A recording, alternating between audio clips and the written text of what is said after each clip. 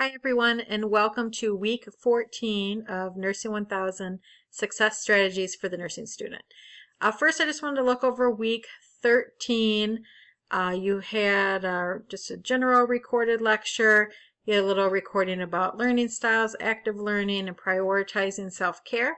And then you had really two activities, a discussion board activity and then some practice questions. So before we get into the week 4, the new material, we're just going to look at those really quick. Okay, first I'm going to go over the week 3 activity, the practice questions. And for that activity, you had to reword the question, pick what you think's the right answer, and then give the reason why you thought that answer was correct.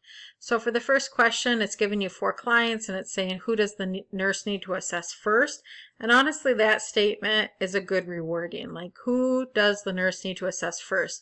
And it's important that you keep the word first in your rewording or change it to who's your priority, who do you need to see immediately, that type of thing. Those words give you clues that you'll be using the prioritization test-taking skills that we're going to be learning about later in the semester, so that's important. This student chose A, an 84-year-old man recently admitted with pneumonia, respiratory rate of 28, SpO2 of 89.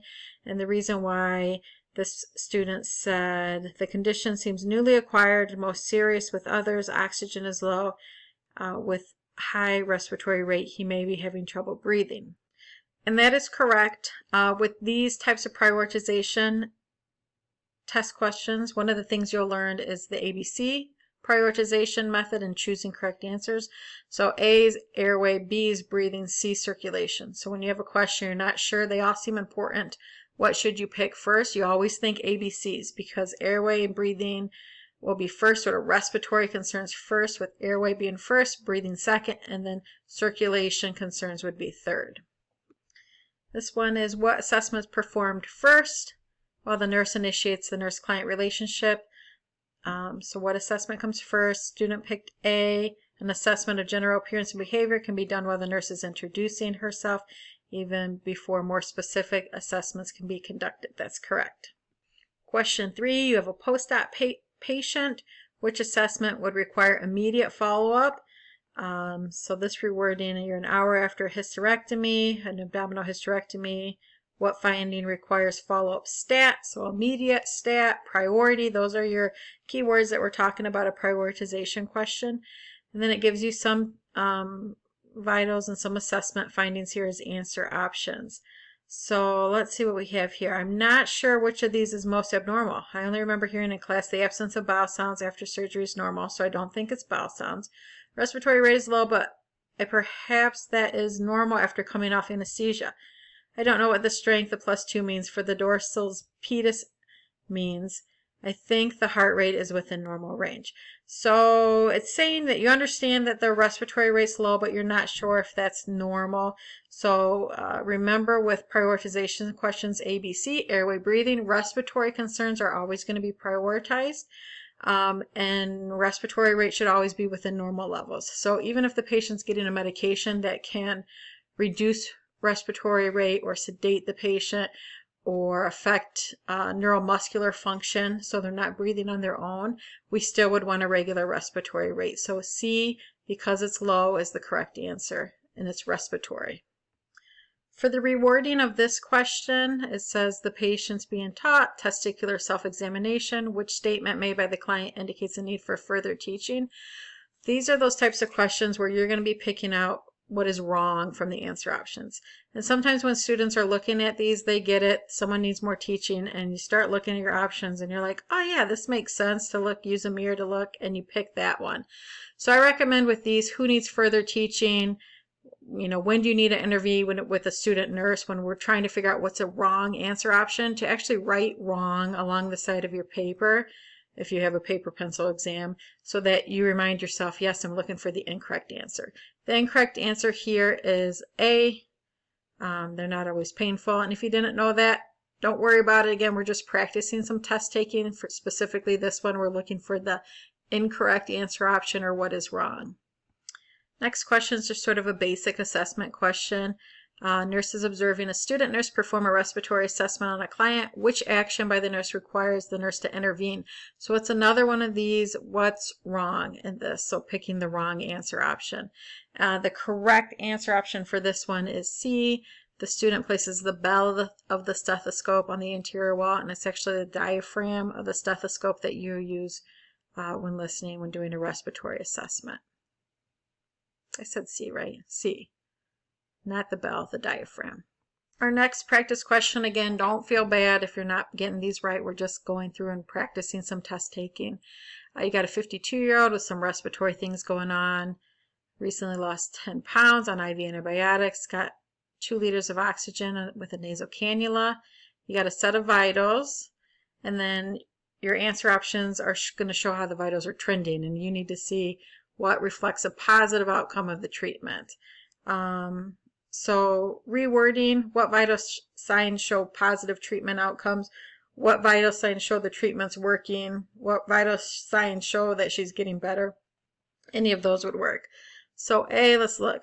Her temp went from 37.9 to 37, so from 100.2 to 98.6. So that's a yes. That's showing that's getting better.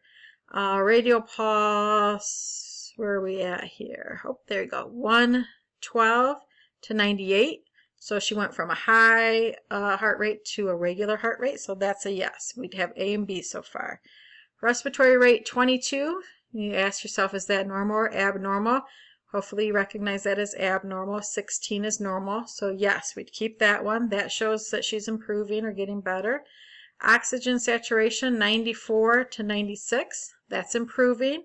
We'd include that one in there. Last one, BP 138 over 82 to 134 over 78. That one we're going to leave off. There's not much of a change there. The other A, B, C, and D are definitely showing improvements that are that the medication or whatever interventions we're doing is helpful for the patient. Who's most at risk for tachypnea or fast respiratory rate? Let's see here. The client who just was admitted with 4 rib fractures is a yes. B, the woman who's 9 months pregnant, that's a yes. Again, if you didn't know that, don't worry about it. And E, 3 pack per day smoker with pneumonia is going to be a yes as well. Question 8 was about the client who's using the blood pressure cuff at the mall and getting a high number when at the doctor's office and at home it's not that high. So a rewording for that one could be just simply what causes a false high blood pressure reading. Correct answers for this one is A, the cuff's too small, and E, insufficient time between measurements. We can't keep pumping it up back to back. It'll give an abnormal high number. If the cuff's too small, it gives a high number. If the cuff's too big on the opposite side, it would give a low number. All right, you got a patient with pneumonia, shortness of breath, dehydration, history of heart disease, and dysrhythmias. Let's see, the assistive personnel is giving you some vital signs, and it's asking which ones do you, the nurse, want to reassess. So you got a BP 118 over 72, pulse 72 and irregular.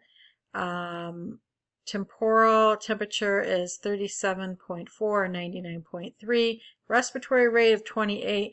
Oxygen saturation is 99. So part of this is knowing, obviously, your normal vitals, and that's going to help you making the decision here. So correct answers are B, the pulse 72 and irregular, D, respiratory rate of 28, and E, oxygen saturation 99.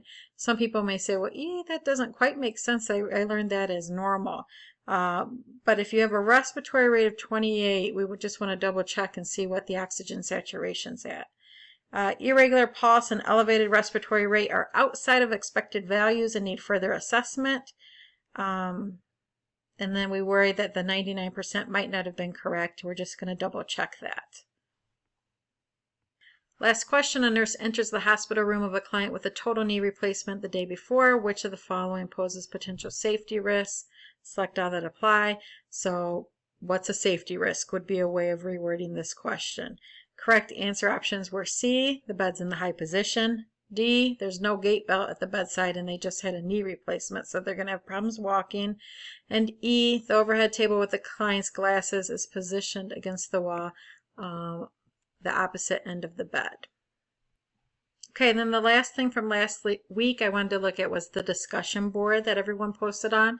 Thought your feedback and your reflection on your learning preferences was great. Just a couple reminders. So for your initial post, it has to be the minimum of 10 sentences, and it has to be posted by Wednesday. So going forward, if it's not there by Wednesday, or if it's not 10 sentences, you're not going to get full credit. And your peer response has to be, where are we at here? A minimum of 5 sentences, and the peer response is due by Sunday.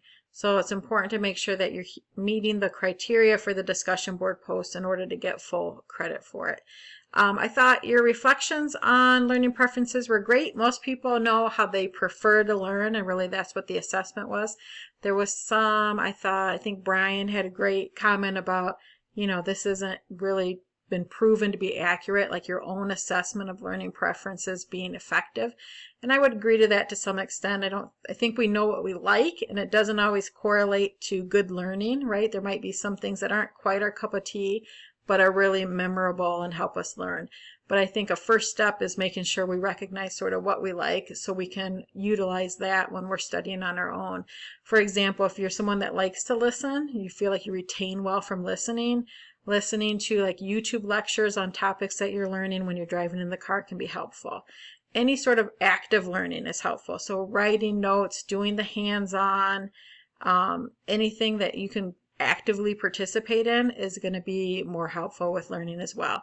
And then another big takeaway, which I think most of you got, was that you have more than one preferred learning style. So when you learn things multiple ways, you read, then you go to lecture and you listen, and then you're looking at a video or some sort of diagram or watching someone perform a skill.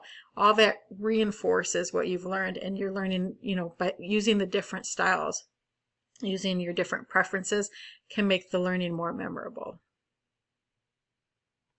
Lastly, really quick, when I get into what we're going to do this week for week 4, you're going to read chapter 4 of the textbook. You have this greetings recording you're listening to and another recorded lecture. And activities are the discussion board, and you're going to be getting into the NCLEX test plan that you can find online for that discussion board assignment, as well as looking at how that time management calendar that you did in the past as an assignment in this course, how it's working.